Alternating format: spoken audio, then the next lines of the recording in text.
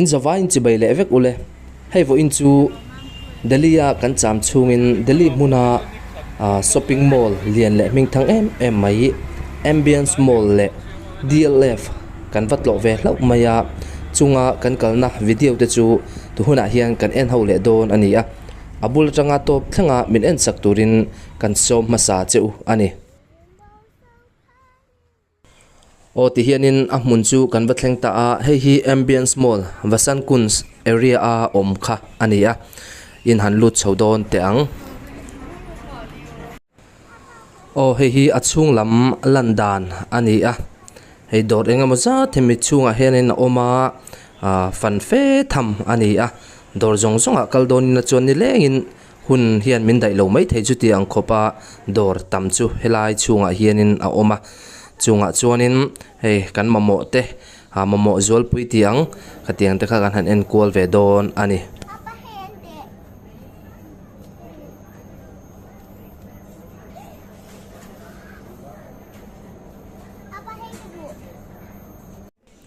ama salamin no pang thomno zorna lama kan han kala hei hnuai lama khuanin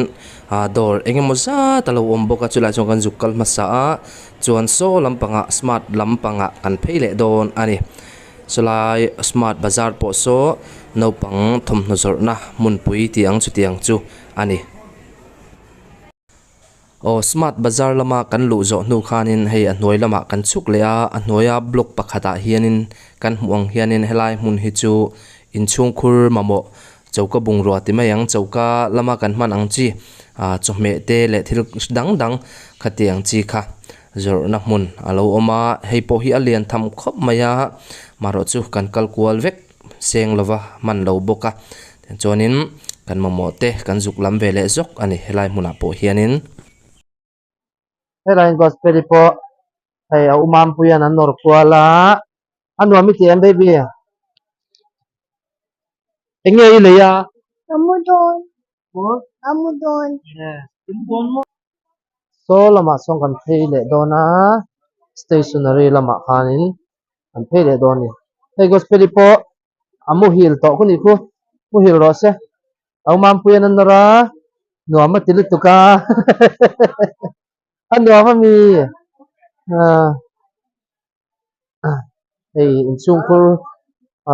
bungro lampang hi juice lampang te nia sang sang lampang hi hei surf tiang vel khang te khani tam khop mai an noi floor chim chim ground floor hi tiang inchung khur bungro ta tiang chi khani hei hei lama hand stationery oma stationery lama han kan lut vele don ni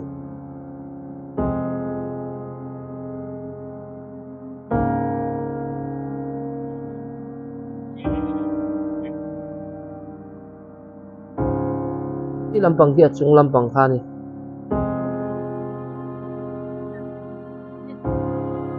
eraser permit ko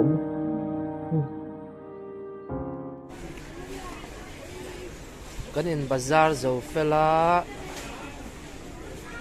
hianin ei tur te kan han zong le don ni in chung khur mamo ang chi khatiang kha la hian an zuara tam em mai ni hei nuai ground floor kha heti ang chung khur bung ro zo nan hian hang topa hei chung lama khan thom no dor engemaw zat kha oma tuna hian chung lama kan chho le don ni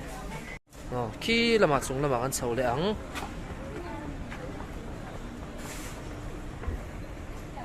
hey miss any po hi abeki a full to kho mai he a puar pum to mai khi lama kan chho do na chung lama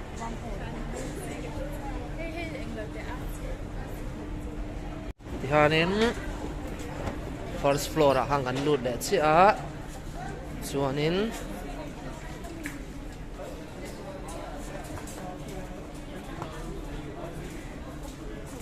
chuak don ni he lamang kan pheyang khi là mà kan chho lenga thil ei tur kan zong don ni hei chung hi kan hmuang hianin ambience mall tuna hian chung ani hei pui khop mai delia mall lian tak pakhat mai ambience mall an ti kha hei hi ni hei chung lampanga ti hang kan chho zela H&M la hana lo oma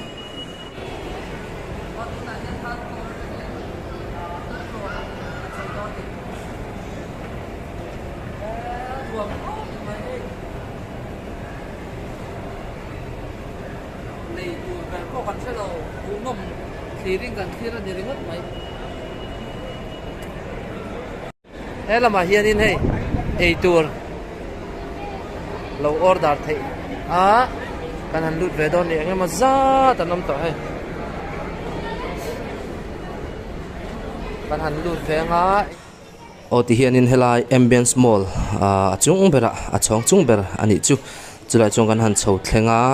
la hi in nang fak na mun ania hai ke ni po ei turte kan han in cha helai hianin KFC halo oma nge voi khat ve na na chuti in helai KFC Delhi KFC hi atui nge tui lo ti kha han test ve sim kan tua chulai chuanin kan han eya por takin kan ei zo nu in helai shopping mall chu kan chua san le tamai ani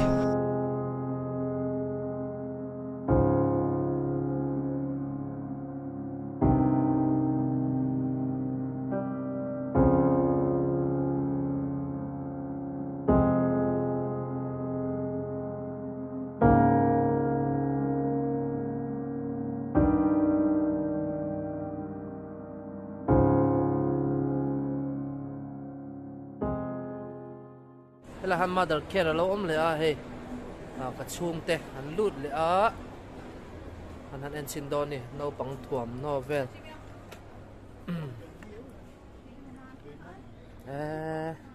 tam comment sin ha kan local lo ni hi ko gospel po thil en kwal en ko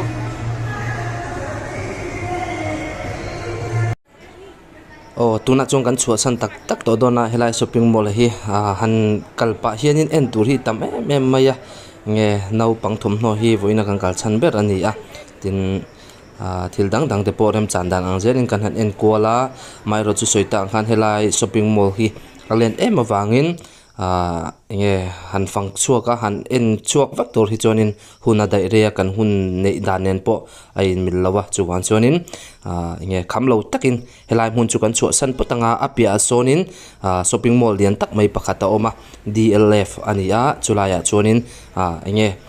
chumi mun chu kan fang zoi ringot to don ani nge dora te kan du to lem lawanga en kol zoi ang chi kha kan ti ringot to don ani hei hi DLF shopping mall achung lamatanga alandan kha ani atuna po hianin mi engemaw zat hei bazar nen lo om to tin kan hu mai pia lama hianin dor hi tam em maya anoya te po khona oma tin asira te po hianin block rang omani hei hi an soidan chonin mi hausa ho bazar tiang shopping mall ania helai hianin mi hausa hawan kal de bera nge an thom no te po hi a branded le aman sang tak ang chi kha ania la hen min na zong an kal lem lowa angkal ani po in an ve enjoy khati ang chi kha ke mani ang ani chu ti tiang chonin an ti thina hei lai shopping mall lian tak hi soita han DLF ania duangin hun kan nei tam lawa han fan kol vek po achak oma han entir vek chu upo achak em ani ama ero chu hun kan nei tlema wangin tiang kan kal zoi kan enjoy zoya hetia kal konga halo om dor ang te po hi nge anjor ti te po chung lama po kan lut vek man to lo ani hei khu lampang khu a hnuai kha ani tuna hian chung lama kan om ani chu tin hemi dor mai ni lo hi apia sonin millionaire ho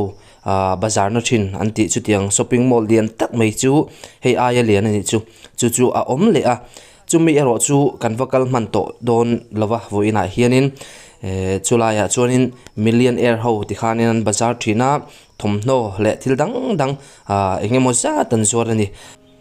o kan video te atop kharna na kan soidu thil pakhat oma chu chu hei voina hianin shopping mall lian tak mai pahni a kan luta then khata an thil zor te kan ena then khat chu kan en man lem lowa kan lu china kan en china nge an thil zora te poni anga tia kan va mu a kan du ang chi te kan eat zong kan o zong tam tak keima nge point helai hmuna hianin an lo zuar ani ama ero chu kan soidu achu du zong le mamo zong hi adanga eat zong le mamo zong hi adanga ni ti hi kan shia ta tha chuti ni lo chuanin kan du zong zong zong kan nei ngot hi thil felber ani lova kan o zong zong zong kan nei hi thil felber ani bok lo chuwang chuanin kan mamo ani chuanin alo to deuh ani poin kan mamo ani na kha chuanin kan lei tur ani a